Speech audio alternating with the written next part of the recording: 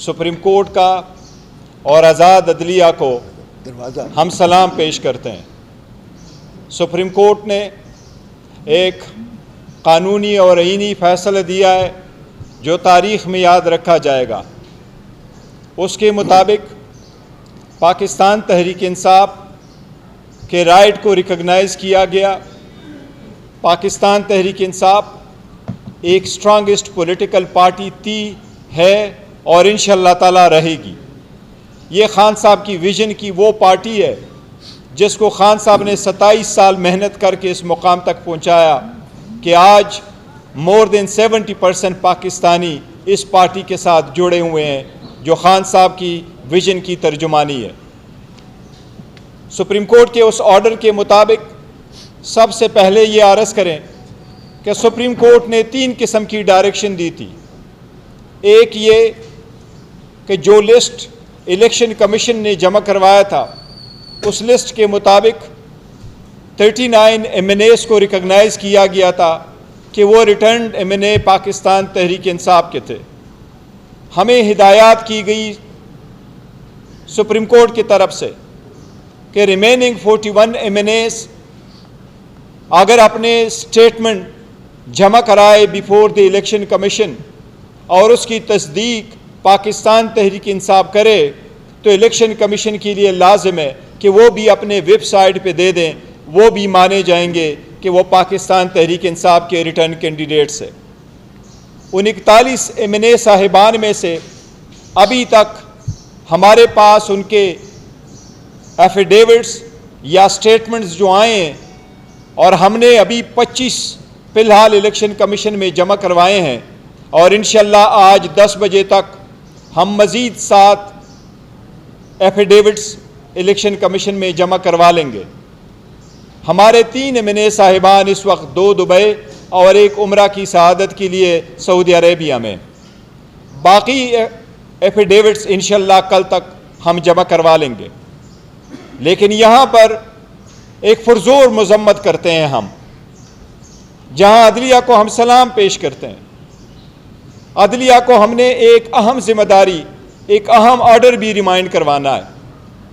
लेकिन जिस तरीके से पहले पाकिस्तान तहरीक इंसाफ के वर्कर और सपोर्टर को रोका जाता था, कैंडिडेट को रोका जाता था, नॉमिनेशन पेपर छीने जाते थे, जब से सुप्रीम कोर्ट ने डिसीजन दिया है सबसे पहले ये कि हमारे MNA अमीर सुल्तान को, साहिबजादा अमीर सुल्तान को उठाया गया है, हम उसकी पुरज़ोर मज़म्मत करते हैं।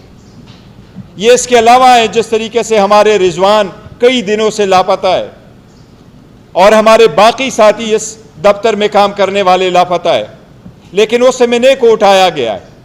हमारा दूसरा MNA फयाज छजड़ा साहब को, उसके भाई को उठाया गया, उसके बाद उसके 16 साल बेटे को उठाया गया। आज उन्होंने मुझे पूरी तफसील बताई है और हम सुप्रीम कोर्ट में उसका एफिडेविट भी जमा करवाएंगे। उसके 16 साल बच्चों को मारा पीटा गया और 16 साल बच्चे की माँ को उसके फ़ोन पे आवाज़ें सुनाई गई, जिसकी हम मजम्मत करते हैं। किसी भी इदारे की ऐसी कार्रवाई को हम शदीद मजम्मत करते हैं। हम सुप्रीम कोर्ट को एक बात का रिमाइंड करा रहे हैं कि सुप्रीम कोर्ट ही वाहिद इदारा है जो पाकिस्तान की अवाम की बुनियादी हकूक़ का मुहाफ़िज़ है, अमीन है। हम अदलिया की तरफ देते जाते हैं। सुप्रीम कोर्ट ने एक पिटीशन में 3 जनवरी को ये ऑर्डर पास किया था कि पाकिस्तान की हुकूमत, वज़ीर आज़म ये अंडरटेकिंग जमा कराएं कि किसी को भी उसके घर से उठाया नहीं जाएगा मासिवाय ये कि वो कानून के मुताबिक उसकी अरेस्ट हो। ये एक मरतबा नहीं, बार बार कहा गया। वो पिटीशन अभी भी पेंडिंग है। हम सुप्रीम कोर्ट से दरख्वास्त करते हैं कि जल्द से जल्द उस पिटीशन को हेयरिंग के लिए रखा जाए, उस अंडरटेकिंग पे कोई अमल दरामद हो, उस अंडरटेकिंग पे फर्दर प्रोसीडिंग्स हो और जो लोगों को उठाया गया है ये सिलसिला रुके और जो उठाए गए इनको बाजियाब कराएं और जिन लोगों ने जिनको उठाया हुआ है उनकी भी कोई एहतसाब हो। हम इस बात का इयादा करते हैं कि पाकिस्तान तहरीक इंसाफ एक थी, एक है, इसमें कोई फॉरवर्ड ब्लॉक नहीं है, इंशाअल्लाह ताला एक ही रहेगी। 14 महीनों से सनम जावेद जेल में, आज रिहाई के बाद उसकी दोबारा अरेस्ट हुआ है, उसकी भी मजम्मत करते हैं। बीबी की रिहाई के बाद बीबी की दोबारा गिरफ्तारी की मजम्मत करते हैं। तो शखाना के साथ बीबी का दूर दूर तक कोई ताल्लुक नहीं। बीबी का नाम तो शखाना के लिस्ट में नहीं था। बीबी ने कोई खरीदी नहीं है कोई गिफ्ट, बीबी ने पैसे नहीं दिए, बीबी का नाम कैबिनेट डिवीजन के लिस्ट में नहीं था, बीबी का नाम इलेक्शन कमीशन के लिस्ट में नहीं था, बीबी का नाम दिलावर हमायूं दिलावर के सामने केस में उसका नाम नहीं था। यह सिर्फ इसलिए किया गया कि खान साहब पे प्रेशर डाले। हम उसकी मजम्मत करते हैं, लेकिन ये रिमाइंड कराते हैं आज सनम जावेद जिस तरीके से खुश थी, पाकिस्तान तहरीक इंसाफ का हर कैंडिडेट, हर एमएनए, हर एमपीए इसी तरीके से स्ट्रांग कड़ा है और इंशाल्लाह कड़ा रहे। तहरीक इंसाफ उसकी कन्फर्मेशन फाइल करेगी। सुप्रीम कोर्ट के डायरेक्शन पे अमल करते हुए हम मुतालबा करते हैं कि जल्द से जल्द वो वेबसाइट पर चढ़ें और जल्द से जल्द हमारे रिजर्व सीटों का इशू रिजॉल्व हो जाए, ताकि ये matter once and for all ख़त्म हो और वो लोग ईवान में बैठे जो उसमें बैठने के हकदार है। देखो, जहाँ तक वज़ीर आज़म का ताल्लुक़ है, वज़ीर आज़म का नारा आज भी है कि वज़ीर आज़म पाकिस्तान इमरान खान साहब, दैट्स इट। वो अवाम ने 8 तारीख को चूज़ किया था और वो हम चुके। लेकिन जहाँ तक नंबर गेम्स का ताल्लुक़ है, यस, इंशाअल्लाह ताला ये रिजर्व सीटें मिलने के बाद पाकिस्तान तहरीक इंसाफ पार्लियामान में द लार्जेस्ट पार्टी बन जाएगी और इंशाअल्लाह वज़ीर आज़म इमरान खान साहब ही है। एक सेकंड, फिलहाल पार्टी ने कोई ऐसा फैसला नहीं किया। चलिए,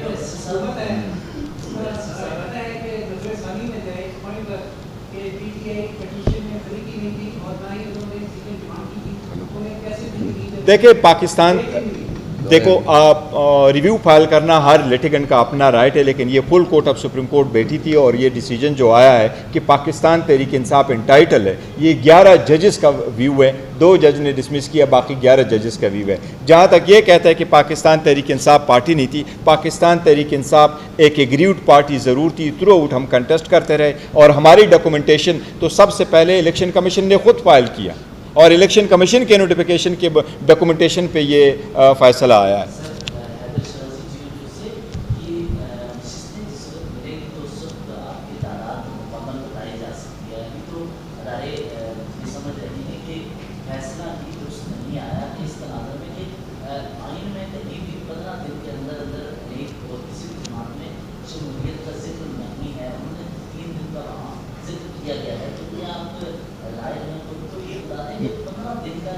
गो बाय दी सुप्रीम कोर्ट जज। देखिए, बेसिकली ये है कि ऐसा नहीं है, ये किसी पार्टी को ज्वाइन करने वाला नहीं है, ये रिवर्शन है। रिवर्शन फाइल करने के लिए हमेशा से आपको टाइम मिलता है, वो पहले से पार्टी शुदा है, क्योंकि सुप्रीम कोर्ट ने डिसाइड किया based on the nomination form कि उनके मुताबिक ये रिटर्न कैंडिडेट थे और जिस पार्टी को जो सपोर्ट मिला है, सुप्रीम कोर्ट ने बहुत अच्छा फैसला दिया है। इससे जमहूरियत को इस्तेहकाम मिलेगा कि यस, ये पॉलिटिकल पार्टी का राइट है कि वो इलेक्शन में पार्टिसिपेट करे, तो उसके मुताबिक मिला है। जहाँ तक नंबर गेम्स का ताल्लुक है, हम 93 एमएनएज़ है, लेकिन ये जो सीटें हमारे पास मिलेगी वो 20 वुमेन सीट और 3 नॉन मुस्लिम सीटें, तो नंबर ऑलरेडी नोन है और इलेक्शन कमीशन।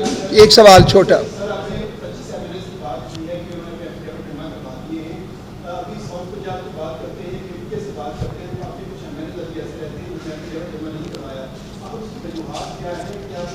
सब जमा करा, अभी टाइम है, कोई नहीं सर, टाइम है अभी नहीं। देखो, कोई नाराज नहीं थे, बल्कि बाज़ जगहों में ऐसा था। फॉर एग्जाम्पल पंजाब में हमें इसलिए दिक्कत सबकी आई है कि पंजाब में वो ई फॉर्म जमा करना पड़ता है, तो वो उसका कुछ अवेलेबल नहीं थे, वो इसलिए उन लोगों को वो दिक्कत आई और वो फिर आकर के इस्लामाबाद में लेने शुरू कर दिए। तो सिर्फ उसी की वजह से बाहर के सिर्फ 3 एमएनएज़ हमारे बाहर है, बाकी सब ने कंप्लीट करा लिया और वो मिल गए। बोलिए जी, पीछे पीछे।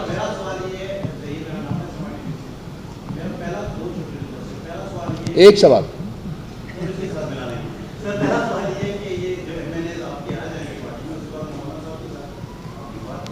इंशाअल्लाह।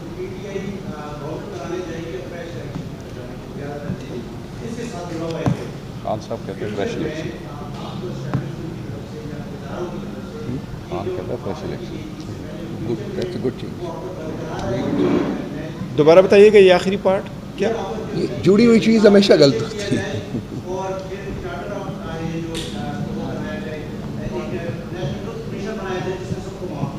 देखिए, पहली बात तो ये है कि जहाँ तक गवर्नमेंट का ताल्लुक है, हम स्टेटमेंट दे चुके थे कि हम किसी भी इस वक्त मौजूदा पार्लियामान में जो पार्टीज़ है, चाहे वो PMLN है, चाहे वो पीपल्स पार्टी है, चाहे वो MKM है, उनके साथ मिलकर हमारा कोई इरादा नहीं है किसी हुकूमत बनाने का। और खान साहब ऐलान यही कर चुके हैं कि we want to go for the fresh election. वो कब हो रहा है, कैसे हमारा स्ट्रगल हो जाता है, दे विल कंटिन्यू, बट हमारी किसी के साथ मिल के हुकूमत बनाने का वो नहीं है। जहाँ तक मौलाना साहब के साथ ताल्लुक है, तो मौलाना साहब के साथ हमारी बातचीत चल रही है और मौलाना साहब इंशाल्लाह बहुत जल्द ऑन बोर्ड आ जाएंगे। और हमारे 2 पॉइंट एजेंडा, एक ये कि अदली आज़ाद हो और दूसरे एक कि इलेक्शन कभी रिग ना हो। तो ये सब के लिए पूरे मुल्क के लिए। Last question.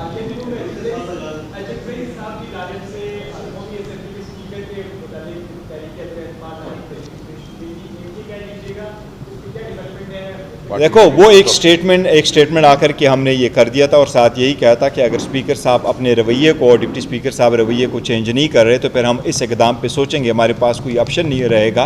और हम सिर्फ यही उनसे बार बार रिमांड करते रहें कि आप कस्टोडियन ऑफ द हाउस है, हम भी इस पार्ट में बैठे हैं और हमसे मिलकर ही जमहूरियत बनती है, तो इसलिए आप हमें टाइम दें। हमें उम्मीद है इंशाल्लाह वो हमें टाइम देंगे।